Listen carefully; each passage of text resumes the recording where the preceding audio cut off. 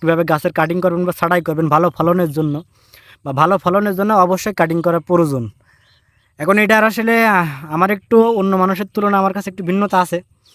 কারণ স্বাভাবিক যেটা আপনারা দেখে থাকেন তার থেকে আমরা একটু ব্যতিক্রম করি। দেখেন আমরা এখন পর্যন্ত কাটিং করি নাই, কিন্তু আমাদের প্রতি গাছে দেখেন ফুল চলে আসছে, প্রতি গাছে ফুল চলে আসছে, অনেক গাছে ফলও চলে আসছে প্রতি গাছে।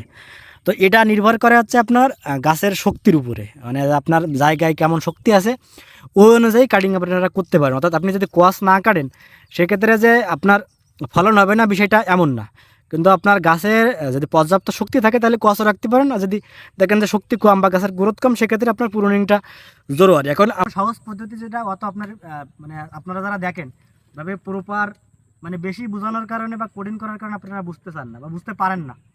আমি চাচ্ছি একদম আমরা কমার্শিয়াল যেভাবে করি বাণিজ্যিকভাবে, কারণ আমরা তো শখে বা এরকম কিছু না। দেখতে পাচ্ছেন আমার পিছনে